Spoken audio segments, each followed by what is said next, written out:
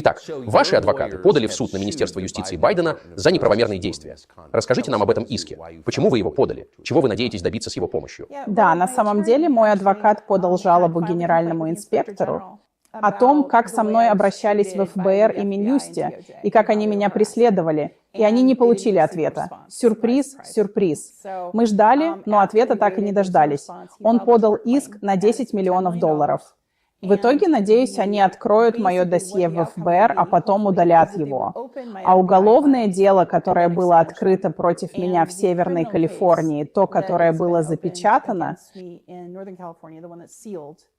будет показано. И поскольку это дело было открыто Минюстом и ФБР, где они забрали все мои сообщения в Твиттер, теперь X, так он называется, но Gmail и так далее. Все мои социальные сети были изъяты по опечатанным ордерам. Единственная причина, по которой я знаю об опечатанных ордерах и об этом стало известно, заключается в том, что адвокат Twitter позвонил и сказал мне, что это произошло, и они подали ходатайство в суд, чтобы сообщить мне об этом. По этому делу было назначено большое жюри. Так что дело зашло довольно далеко. Так что до обвинительного заключения осталось совсем немного. Но в чем они собираются меня обвинить? Ну, они мне не скажут. Как американского гражданина это бесит, верно? Но я думаю, что многие, я в замешательстве, я думаю, что многие люди, наблюдающие за этим в замешательстве, вы, конечно, наиболее известны тем, что публично рассказали о своем опыте сексуального нападения, и я думаю, что это было сексуальное нападение, совершенное тогдашним сенатором Джо Байденом в лифте, когда вы работали на него. Не в лифте, а в коридоре. В коридоре, прошу прощения. И в отличие от многих людей, которые делают подобные заявления, у вас есть современные доказательства звонка вашей матери в Larry King Live, который вышел спустя годы. Это удивительная история, и я думаю, что это правдоподобная история. Но что вы сделали не так? Как вы оказались предметом запечатанного потенциального обвинения в рамках уголовного расследования, проводимого правительством США? В чем заключалось ваше преступление? Я думаю в том, что не замолчала, потому что просто не переставала говорить. Я продолжала настаивать на расследовании. Если вы помните Джен Псаки. Да. Однажды ей задали один вопрос. Питер Джуси, кажется, задал вопрос и сказал, ну, вы знаете обо мне от Ари Рид. Она ответила, о, это уже обсуждалось в суде. Это никогда не было предметом разбирательства. Она откровенно солгала. Это никогда не разбиралось. Это никогда не расследовалось. Знаете, а я просила провести расследование. Все, что они сделали, это заплатили деньги за то, чтобы на меня написали статью в СМИ. Конечно, они это сделали и на вас напали. Вся эта история с верой во всех женщин оказалась неправдой. Я думаю, это очевидно. Нет, это неправда. Нет никакой МИТУ. Да. Но уголовное расследование в отношении вас — это совершенно отдельная категория. Да. И это действительно эскалация, которую большинство американцев не могут понять. Зачем им уголовное расследование? Вы знаете? Их было два, да. То есть первое за лжесвидетельство, когда я выступала в качестве эксперта, и мне потребовались адвокаты и $1000, чтобы очистить это дело, и им пришлось его прекратить. А потом они набросились на меня с опечатанным делом, с которым я ничего не могу поделать, потому что мне даже не положено о нем знать. Итак. Это федеральное правительство? Федеральное Минюст ФБР. И вот запечатанное, значит, есть запечатанное такое дело. Советское. Трудно поверить, что то, что вы говорите, правда, но я думаю, что это можно проверить. Против вас заведено дело. Они расследуют ваше преступление. Они не говорят вам, что это за преступление, Верно. но это явно тяжкое преступление, или они утверждают, что это тяжкое преступление, верно? И я выложила опечатанные ордера, это было в СМИ. Так что опечатанный ордер виден, вы можете увидеть номер дела, журналисты пытались найти его, мои адвокаты пытались найти его, никто не сказал им, что это такое. Затем они начали нападать на меня более скрытыми способами, то есть, знаете, в основном преследовали, угрожали смертью, особенно это усилилось, когда Марджори Тейлор Грин и представитель Мэтт Гетц попросили меня выступить в комиссии по разоблачителям. И я собиралась рассказать о том, как трудно быть разоблачителем, потому что я стала мишенью. А потом, когда я уже собиралась давать показания, я перешла к этой части. Но когда я собиралась давать показания, ситуация действительно усилилась, в первую очередь угрозы и подрывная деятельность. Мне было трудно найти работу. Люди думали, что я представляю угрозу безопасности. Были, знаете ли, намеки, моя репутация была разрушена, и мы уже говорили об этом. Так что мой адвокат сказал, ну хорошо, вот что, мы подадим эту жалобу. И это произошло после того, как, знаете, когда я была здесь, в Москве, в России, я приехала сюда, чтобы прорекламировать свою книгу и проконтролировать ее перевод. И я дала интервью Первому каналу. И канал... Это российский телеканал. Ага, и Первый канал, по-видимому, санкционирован. И, судя по всему, это было... Я была здесь в отпуске. Так что я собрала вещи буквально на 7 дней, на 5 дней. У меня не было с собой много вещей. А потом, примерно в середине пути, я начала получать... Ну, вы знаете, сообщения, что я из бывшей разведки. Они пытались передать мне сообщения разоблачительные, типа, да, слушай, знаешь, тебе грозит обвинение, если ты вернешься назад. Я говорила со своими адвокатами Обвинение об этом. за что? За ФАРа, закон о регистрации иностранных граждан, за который они преследовали Марию Бутину, и Пола Манафорта, и Марию Бутину. Если вы прочтете, есть очень хорошая статья под названием «Шпион, который не был шпионом», в которой рассказывается, почему она не была шпионом. И она не была, она сейчас работает в Государственной Думе, но она определенно была мишенью, но это создало прецедент для Пола Манафорта в ее деле. Но подождите, просто для ясности, вы американка, которая обвинила действующего президента в сексуальном насилии над вами, когда вы работали на него, будучи молодой женщиной, и у вас есть доказательства того, что это правда, современные доказательства, что, на мой взгляд, очень важно. И вдруг вы становитесь преступницей, потому что оказываетесь в чужом городе и даете телеинтервью. Это... Я что-то упускаю? Если вы помните, в 2019 году одна из клеветнических статей, которую они распространили против меня, заключалась в том, что я была русским агентом, хотя у меня не было никаких связей с Россией, причем сразу же с самого начала. Эта компания Байдена рассказала об этом New York Times, и они сказали, что это был их первый ответ. Ни опровержения, не знаете ничего другого. Они сказали: «О, она русский актив». Кампания началась в 2019 году и распространилась по всему миру. А потом она продолжилась и обрела собственную жизнь, потому что ее так распространяли бывшие сотрудники Обамы, Эдвард, Айзек Довиер, люди, подобные им, которые имеют влияние в социальных сетях, и люди прислушиваются. Так что, к сожалению, это было своего рода навесом. Поэтому, когда я приехала в Москву... Итак, вы выдвинули это заявление против президента Соединенных Штатов, в то время кандидата. Еще раз, обвинение заслуживает доверия. Я бы не разговаривал с вами, если бы не считал его достоверным. Я считаю, что оно заслуживает доверия. Я думаю, что это правда. А они даже не отвечают. Они просто обвиняют вас в предательстве своей страны. Мгновенно. Это был первый ответ, даже не отрицание. Я подумала, что это интересно. И средства массовой информации усилили это. О, да. New York Times усилила это. Washington Post усилила. Все. Политика, вы знаете, они сделали все возможное для своей империи, я думаю. В то время я не очень понимала, что такое СМИ. Теперь вы должны понять, что я обычный гражданин. У меня нет команды пиарщиков. У меня нет адвокатов. Сейчас у меня есть адвокат, но тогда у меня не было ресурсов. Где вы жили? Я жила в Калифорнии. И я была очень наивна в отношении, ну, знаете, СМИ. А теперь я понимаю, я думаю, что многие люди в 19-20 году все еще были немного наивны. И чтобы было понятно, похоже, что вы всю жизнь были довольно либеральным демократом. Я, знаете, действительно верила. Я работала на Леона Панетту в качестве стажера. Я работала на Джо Байдена. Я работала демократическим оперативником на кампаниях в Конгрессе. Меня обучали в национальной безопасности. Меня обучала полиция Сиэтла, чтобы я помогала бороться с домашним насилием. Я была тренером. Я жертвовала свое время. Я работала на демократов. Я верила в это, верила всем сердцем. И когда я выступила с доказательствами, то, как со мной обращались и как обращаются до сих пор, это разбило мне сердце. Как и по сей день, как и сейчас, меня называют перебежчиком, предателем. Так было и тогда, до того, как я покинула США. Я продолжаю наступать на вашу историю, и мне жаль. Это просто удивительная история. Когда вы излагаете ее и приводите хронологию событий, просто удивительно, что с вами произошло. Итак, вернемся к тому, на чем вы остановились до того, как я вас прервал. Итак, вы приехали в отпуск, чтобы заняться переводом своей книги. Да. Вы даете интервью местному телевидению, а затем начинаете получать сообщения от осведомленных людей, которым вы доверяете. Тара, тебе грозит обвинение. И что произойдет потом? Ну, меня бы посадили в клетку, потому что закон ФАР — это черный ход в закон о шпионаже.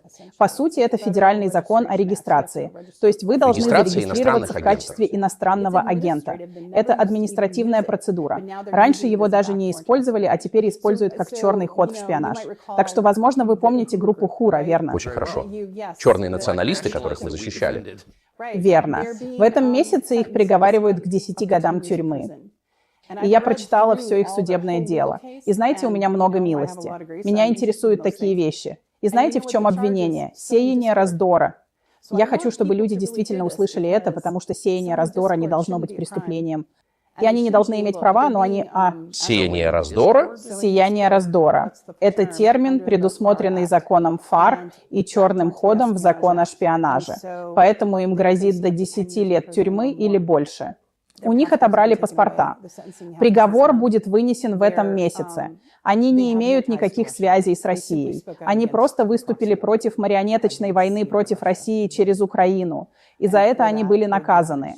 И знаете, я хочу, чтобы люди услышали, что не только люди 6 января являются мишенью Минюста. Нет. Это касается и левых, и справа. Именно так. Это кто-то вроде меня, у кого был иск против моего бывшего работодателя, который должен был быть расследован должным образом и должен был быть рассмотрен должным образом, и со мной должны были достойно обращаться, вместо того, чтобы рвать мою жизнь на куски. Итак, вернемся к истории. Вы находитесь в Москве, где мы сейчас находимся, и вы узнали, что за интервью местному телеканалу вам могут предъявить обвинение или наказать по закону о регистрации иностранных агентов. И что вы делаете? Как вы реагируете? Ну, я хотела изучить все данные. И знаете, я не импульсивный человек. Я люблю думать, а у меня не было много времени. Мы говорим о том, что я должна была сделать это в течение 48 часов. Верно. Так что это было большое давление. Но я справилась. Я нашла время, я часами разговаривала с дочерью, я поговорила со своим адвокатом, я получила больше данных от других людей, у которых было обоснованное мнение, а потом я поговорила с Мэттом Гейтсом. И я на всю жизнь благодарна ему за то, что он ответил на мой звонок. И он был... Знаете, я хочу отдать ему должное, потому Конгрессмен что... из Флориды. Да, потому что я должна была поехать в первую неделю июня и пройтись с ним по Сенату, чтобы открыть свое дело в Сенате. И я хотела это сделать. И он посоветовал мне. Он не посоветовал мне. Я должна поднять этот вопрос. Он дал мне информацию. В основном он просто сказал: знаете, я беспокоюсь о вас. Я беспокоюсь о вашей личной безопасности. И вам лучше быть там, где вы находитесь. Ну, знаете, все в таком духе. И... он просто сказал, что знает, как действуют эти люди. И поэтому он беспокоился обо мне. Эти люди — сотрудники правительства США. Верно. И он входит в комитет по разведке. Так что, когда конгрессмен США говорит вам что-то подобное, это поразительно. Это поразительный Так и кусочек есть. данных, верно? Так и есть. Поразительный кусочек данных. И я поверила ему, потому что он вполне мог просто сказать: о, конечно, все будет хорошо. И я попросил его. Я сказала: пожалуйста, знаете, конгрессмен, вы можете мне помочь. Вы можете снять с меня эти обвинения? И он сказал: нет, не могу. Мне очень жаль. Я не могу. У меня связаны руки. Я даже не знаю, что это такое, и иногда некоторые из этих сведений не передаются. Но что я могу вам сказать, это то, что я понимаю, как действуют эти люди. И да, я действительно беспокоюсь о вашей личной безопасности, потому что в тот момент мне угрожали смертью. И вы подумайте об этом, я не настолько известна. Я была бы в новостях, может быть, день или два. Может быть, вы или кто-то другой пару раз заговорили бы обо мне. Но это было бы расценено как теория заговора, как Адам Рич, верно? И его смерть. Сет Рич, верно? Сет Рич, да, Сет Рич. Что меня так привлекает и шокирует в вашей истории, так это то, что я до сих пор не понимаю, что вы сделали не так. В их глазах они видят во мне в некотором роде предателя. Это те слова, которые они используют. Кажется, в USA Today один бывший агент ЦРУ привел цитату, в которой говорится, что мои мысли об Америке вызывают у него сильную злость. Потому что я говорила об инфляции. Я говорила о том, что в стране 600 тысяч бездомных. Я говорила о том, что, знаете, я занимаюсь геополитикой, у меня юридическое образование. Я интересуюсь этим. Так Но что... вы же американка, вы всю жизнь прожили в Соединенных Штатах, вы работали на действующего президента, Да. который, по вашим словам, сексуально оскорбил вас. Да. Вы расстроены состоянием нашей экономики. Да. Как это делает вас предателем? Очевидно делает. И, видимо, мои взгляды на прокси-войну против России через Украину. И в 19-м я сказала, и это правда, что если Джо Байден будет избран, то он начнет войну с Россией. Вы правы? Да. Итак, чтобы объяснить людям, которые слышат это впервые, какой путь вы выбрали, вы решили, что не сможете вернуться домой после этого. Я приняла решение, а потом мне пришлось думать, что же делать. Ведь нельзя просто так взять и решить остаться в стране без соответствующих документов и визы. Верно? Вы не можете просто сказать: о, я просто побуду Это здесь. сделает вас лицом Да. без гражданства. Да, да. Поэтому я связалась с Марией Бутиной, и я навсегда благодарна ей за то, что Маша помогла мне, просто помогла мне с процессом того, как подать заявление на политическое убежище, что я и сделала. Это заняло несколько недель. Только 10% таких дел принимаются, но они провели тщательную проверку и сочли, что проблема достаточно серьезная, чтобы предоставить мне убежище. И это после разговора с американским конгрессменом, входящим в комитет по разведке Палаты представителей, который сказал вам, что беспокоится о вашей безопасности. Верно. Насколько сложным было это решение для вас? Это большое решение. Это было важное решение, но дело не только в том, что он сказал. И я не хочу перекладывать все это на плечи Мэтта Гейтса. Да, это было решение нескольких человек. И один, не могу сказать, кто именно, но пошел на большой риск, чтобы отправить мне сообщение: если вы сойдете с самолета, вас возьмут под стражу. За что? За нарушение закона ФАР. Возможно, они говорили о нарушении санкций. Говорили, что я читала уведомления, которые, знаете ли, являются ордерами на арест, и меня могли забрать в Стамбуле. Кто и для чего? По доверенности США, знаете, так они поступают с Интерполом. Они арестовывают от имени США, например, в ОАЭ и Дубае. Так что у меня был адвокат, который специализировался на людях, с которыми такое случалось. И она добилась снятия красных уведомлений. И теперь, когда я получила убежище, они исчезли. Но они выдадут вас из любой страны. Так что единственные две страны, которые не выдадут американца обратно в Америку, это Иран и Россия. Это действительно сумасшедшая история. Да. Похоже, у вас нет никакого способа донести свою историю до американской аудитории. Нет. Нет, это очень сложно. Я имею в виду, что у меня большой круг читателей в Твиттере. И у меня есть подкаст, который я веду. Знаете, но кроме этого... Но никто не звонил, и что мне интересно, что у нас есть якобы свободные СМИ в Соединенных Штатах, как защита от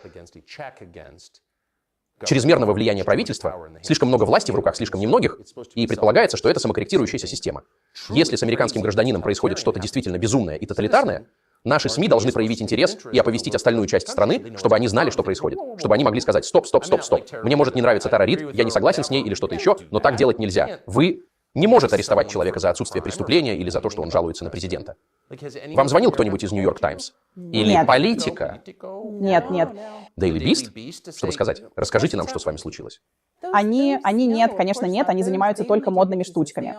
Они только и делают, что работают на империю. Нет никаких сомнений в том, что они работают на правительство США. Я имею в виду, я думаю, что некоторые из репортажей, которые делают Мэтт Таиби и Майкл Шелленбергер, были действительно ценными. Да. Потому что они показывают, что есть аналитические центры, настоящие аналитические центры, которые в основном публикуют такие статьи, а потом перепечатывают их, даже не сильно изменяя. Так что это вброшенные статьи, обо мне говорили всякую ложь, что я солгала о своем образовании.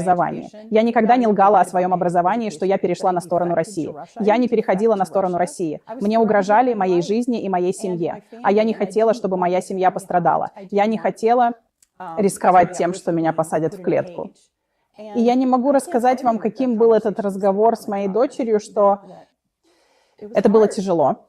Вы ее видели? Нет. Почему?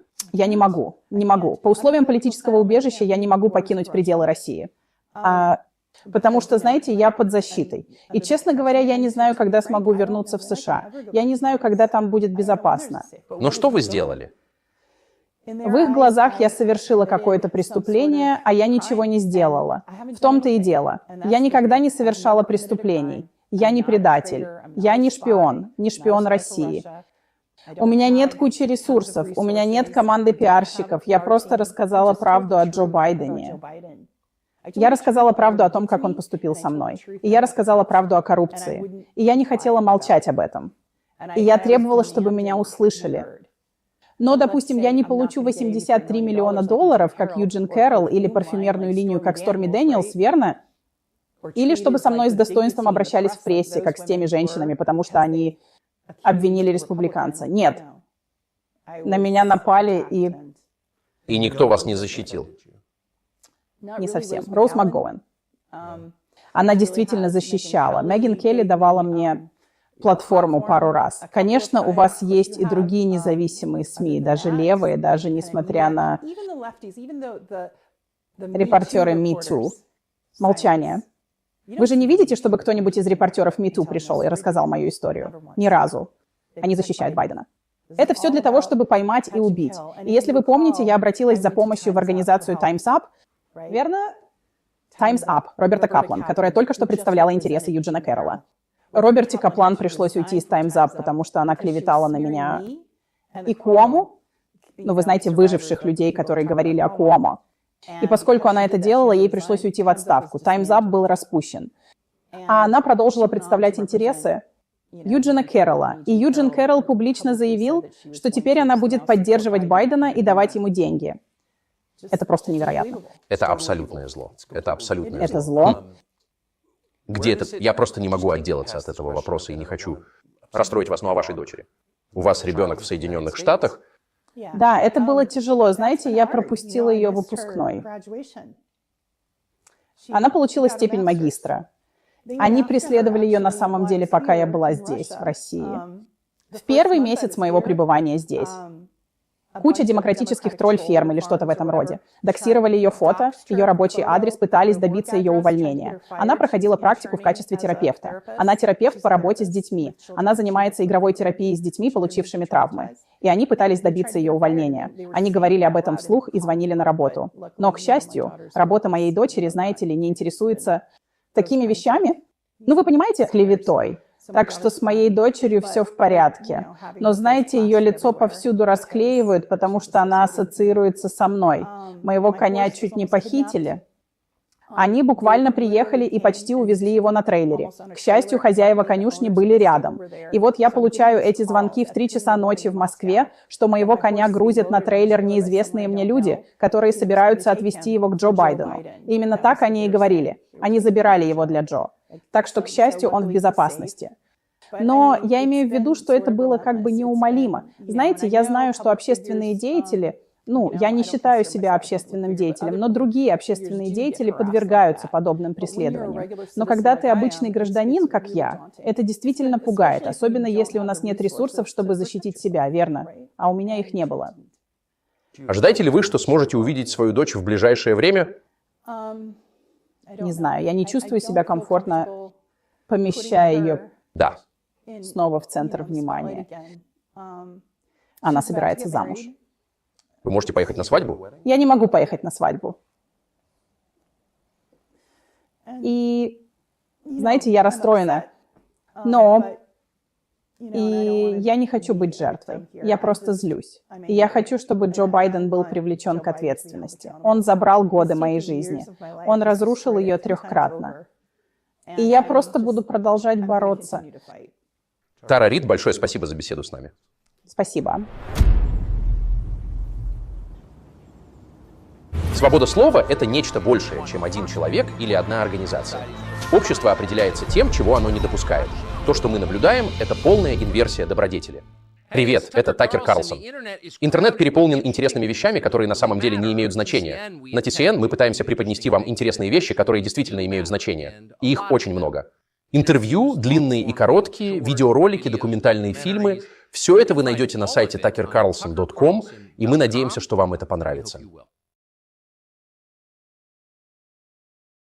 Перевод YouTube-канала «Антидиктатор Вики». Пожалуйста, окажите нам поддержку. Поставьте лайк, подпишитесь на канал. Напишите в комментариях к видео, что еще вы хотели бы увидеть. Помогите распространить это видео. Способы поддержать нас финансово или участием перечислены по ссылке в описании. Перевод является частью инициативы по продвижению антивоенных и российских оппозиционных видео на глобальную аудиторию. Спасибо за просмотр.